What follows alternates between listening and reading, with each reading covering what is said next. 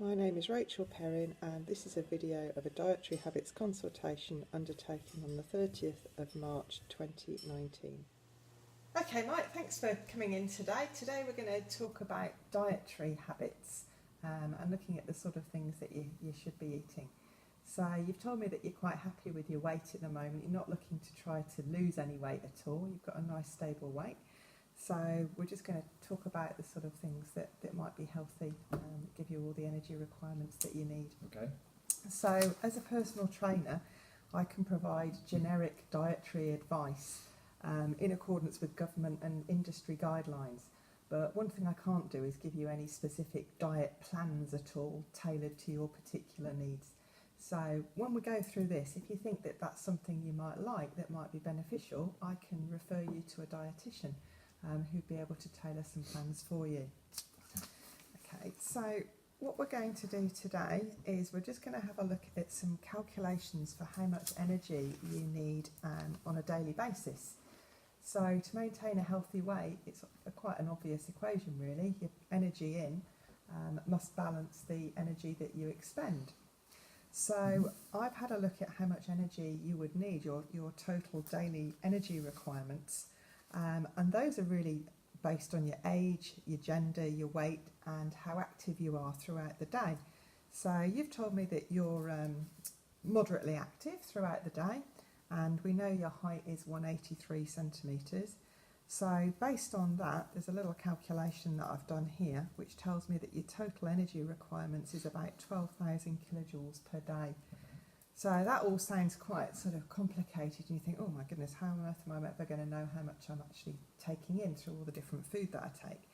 But there's some guidelines called the Australian Dietary Habits Guidelines and they tell you what you actually need to eat. So what I've done, there's actually a website and I'll send you the link to this, but I've also printed out the guidelines as well so we can have a look at this, and this looks at a number of different categories. So the first guideline is about achieving and maintaining a healthy weight, being active and choosing amounts of nutritious food and drinks to meet your energy needs. So the word nutritious is quite important there because there's lots of food and drinks that are really nice but they don't actually have any nutrition value. So they would quickly use up the number of kilojoules that you're entitled to per day but don't actually provide you any benefit, and that's why you often end up feeling quite hungry. So the guidelines recommend a number of portions across a number of different food groups.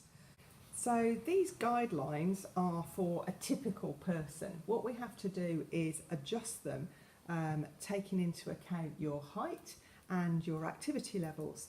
So I took the foundation numbers in here and I've tailored this for you to look at the actual number of serving sizes that you should have per day. So this actually increases a lot of these recommended minimums.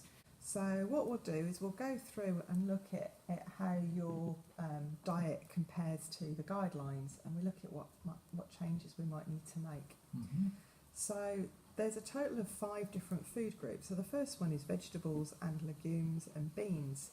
And for your age and your gender, you'd need to be having about 5.5 servings of that per day.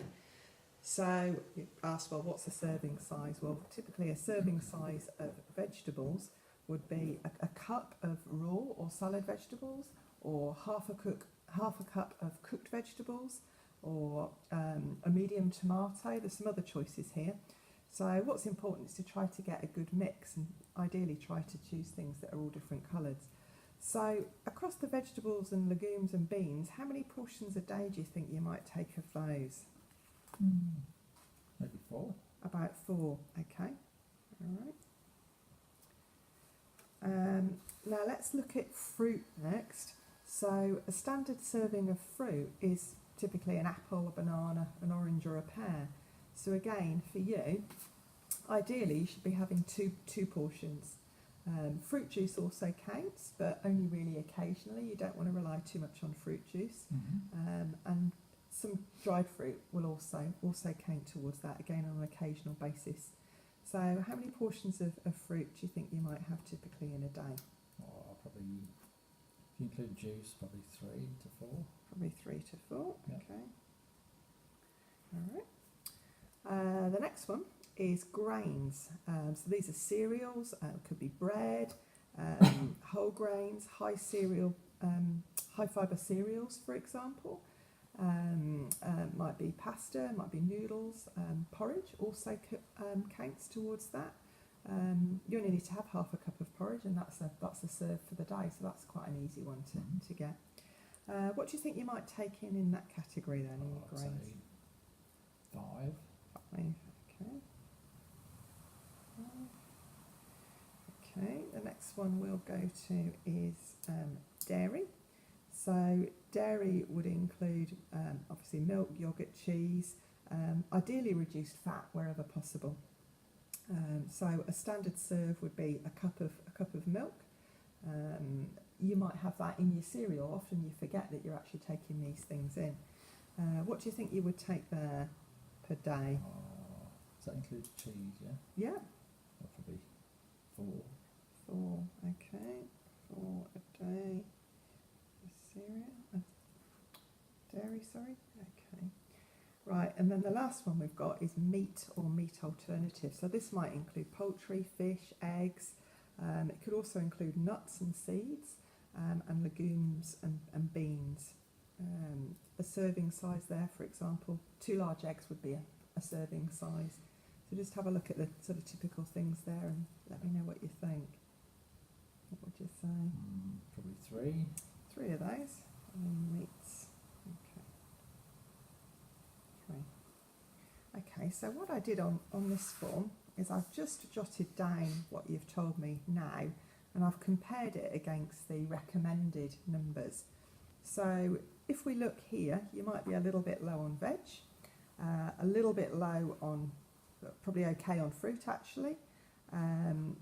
Bread and cereals, you are probably about right on bread and cereals. And dairy, you're probably doing quite well on dairy by the looks of things. And meat or alternatives, you're doing okay on that.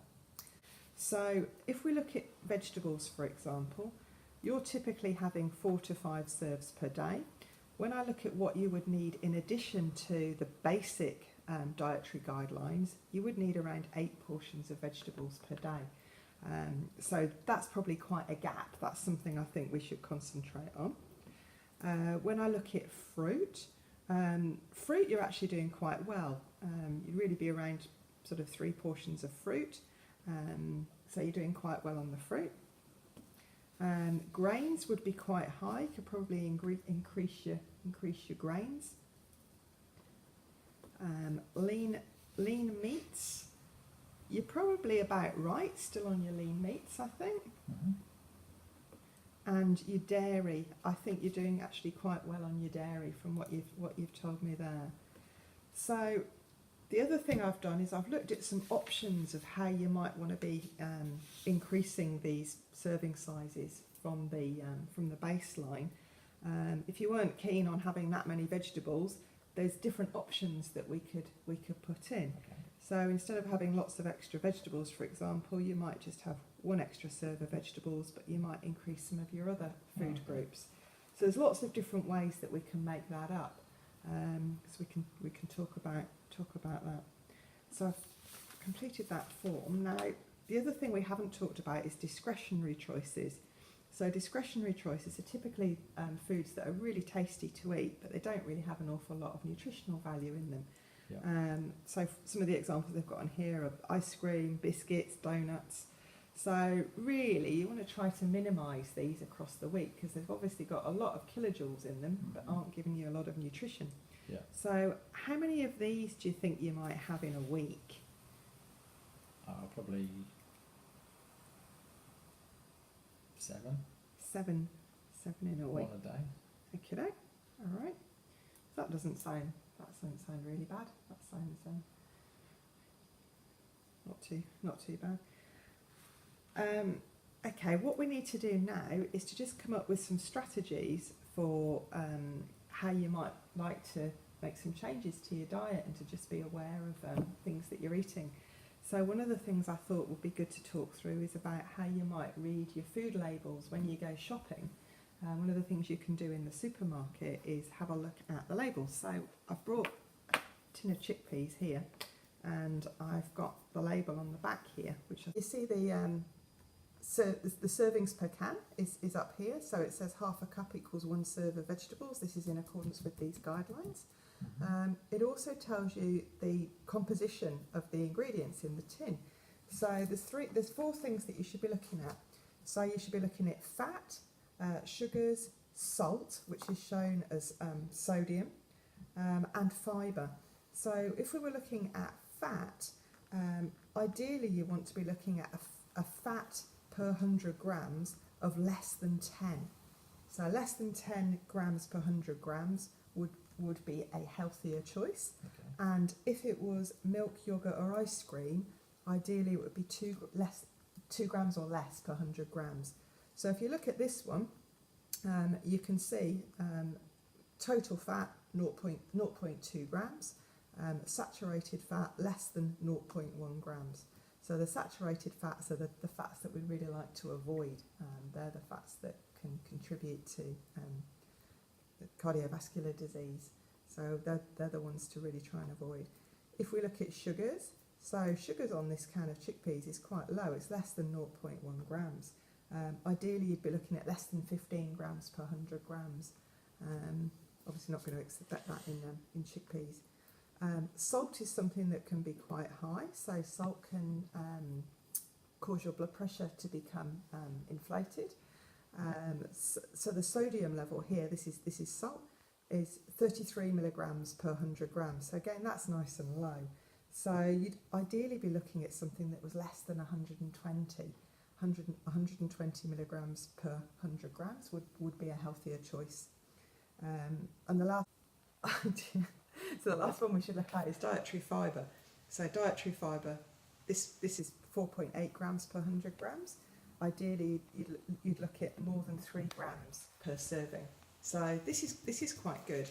And when I chose this, I chose one with no added salt. So that's quite a good thing to look for. Okay, so just thinking about the options that we've come up with here. Do you have any questions about this? Do you think you might be able to